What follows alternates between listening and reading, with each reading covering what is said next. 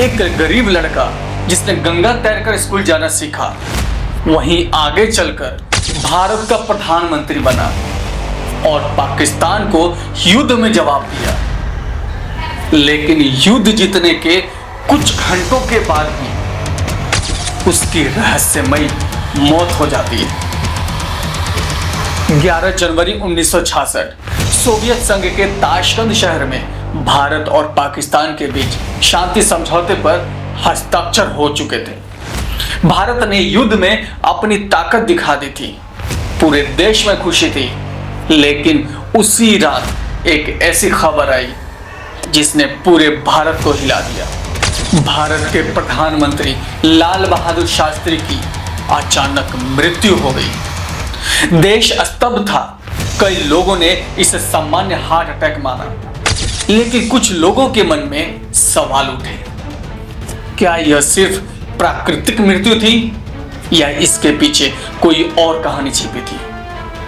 आज हम जानेंगे उस व्यक्ति की कहानी जिसने साबित किया कि महान नेता बनने के लिए ऊंचा कद नहीं बल्कि ऊंचे विचार होने चाहिए। 2 अक्टूबर 1904 उत्तर प्रदेश के मुगल सराय में एक साधारण परिवार में जन्म हुआ लाल बहादुर शास्त्री का। बचपन में उनका नाम रखा गया लाल बहादुर श्रीवास्तव। पिता स्कूल शिक्षक थे, लेकिन जब शास्त्री जी सिर्फ 1.5 साल के थे तब उनके पिता का निधन हो गया। परिवार पर आर्थिक संकट टूट पड़ा। मां बच्चों को लेकर मायके चली गई। गरीबी इतनी थी कि कई बार 2 वक्त का भोजन भी मुश्किल से नसीब होता था। कहा जाता है कि स्कूल जाने के लिए कई बार उन्हें गंगा नदी तैरकर पार करनी पड़ती थी, क्योंकि नाव का किराया देने के लिए भी उनके पास पैसे नहीं थे। यही संघर्ष आगे चलकर उनके व्यक्तित्व की सबसे बड़ी ताकत बनी। फिर साल आया 1921। देश में महात्मा गांधी के असहयोग आंदोलन की लहर चल रही थी। युवा लाल बहादुर इस आंदोलन से इतने प्रभावित हुए कि उन्होंने पढ़ाई छोड़ दी। ब्रिटिश शासन के खिलाफ आंदोलन में शामिल हो गए। कई बार उन्हें जेल जाना पड़ा। जेल में ही उन्होंने राजनीति, अर्थशास्त्र और दर्शन का अध्ययन किया। यहीं से उनका राजनीतिक दृष्टिकोण बहुत ही मजबूत हुआ। बाद में काशी विद्यापीठ से शास्त्री की उपाधि मिली उन्हें। यहीं से उनका नाम बन गया लाल बहादुर शास्त्री। आजादी के बाद शास्त्री जी ने प्रशासनिक जिम्मेदारियां संभाली। उनकी सबसे बड़ी विशेषता थी ईमानदारी। वह दिखावा नहीं करते थे।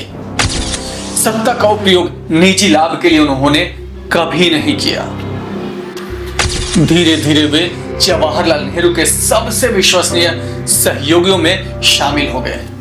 रेल मंत्री बने, लेकिन फिर एक ऐसी घटना हुई जिसने उन्हें बाकी नेताओं से अलग साबित कर दिया।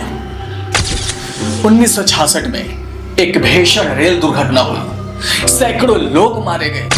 तकनीकी रूप से दुर्घटना के लिए शास्त्री जी जिम्मेदार नहीं थे, फिर भी उन्होंने नैतिक जिम्मेदारी लेते हुए इस्तीफा दे दिया। आज भी भारतीय राजनीति में इस जवाबदेही का दुर्लभ उदाहरण माना जाता है। उनकी लोकप्रियता और सम्मान और भी बढ़ गया।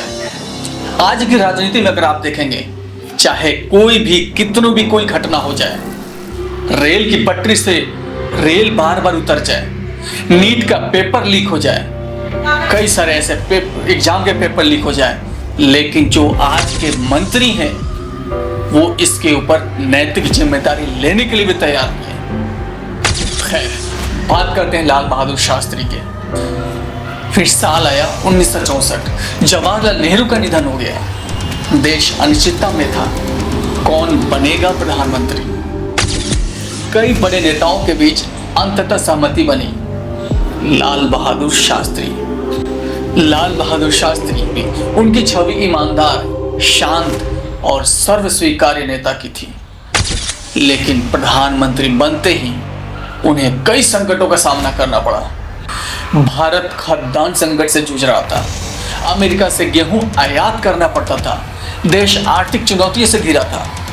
तब शास्त्री जी ने लोगों से सप्ताह में एक दिन उपवास रखने की भी अपील की। लाखों लोगों ने इसका पालन भी किया। यह सिर्फ सरकारी आदेश नहीं था, लोगों का अपने प्रधानमंत्री पर विश्वास था। फिर साल आता है 1965।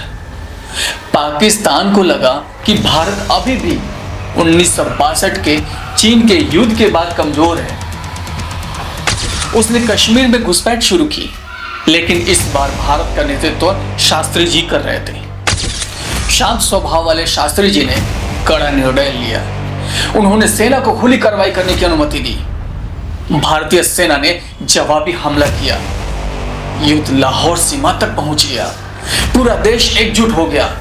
इसी दौरान शास्त्री जी ने एक नारा दिया जो अमर हो गया, जय जवान जय किसान। यह सिर्फ एक नारा नहीं था, यह भारत की सुरक्षा और आत्मनिर्भरता का विजन था। युद्ध के दौरान यह नारा राष्ट्रीय भावना बन गया।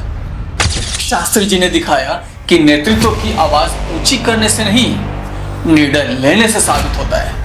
उनकी लोकप्रियता तेजी से बढ़ी। उन्हें लोग एक मजबूत प्रधानमंत्री के रूप में देखने लगे।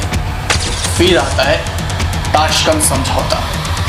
जनवरी 1966 सोवियत संघ के मध्यस्थता प्रयासों से भारत और पाकिस्तान के बीच वार्ता शुरू हुई। पाकिस्तान के राष्ट्रपति अयूब खान और शास्त्री जी ताशकंद पहुंचे। 10 जनवरी को समझौते पर हस्ताक्षर हुए। युद्ध समाप्त हुआ। दुनिया ने इसे बड़ी कूटनीतिक सफलता भी माना, लेकिन असली कहानी अभी बाकी थी। 10 जनवरी की रात शास्त्री जी अपने कमरे में सो रहे थे। कुछ घंटों बाद उनकी तबीयत बिगड़ी। 11 जनवरी 1966 की सुबह उनकी मृत्यु हो गई। आधिकारिक कारण बताया गया हार्ट अटैक, लेकिन समय के साथ कई सवाल उठे। पोस्टमार्टम क्यों नहीं हुआ? परिवार के कुछ सदस्यों ने संदेह क्यों व्यक्त किया? क्या कोई साजिश थी? आज तक इन सवालों का कोई निर्णायक उत्तर नहीं मिला। इतिहासकारों के बीच बहस जारी रही। हालांकि उपलब्ध आधिकारिक रिकॉर्ड हृदयघात यानी हार्ट अटैक की ओर इशारा करते हैं, लेकिन रहस्यमय पूरी तरह समाप्त नहीं हुआ।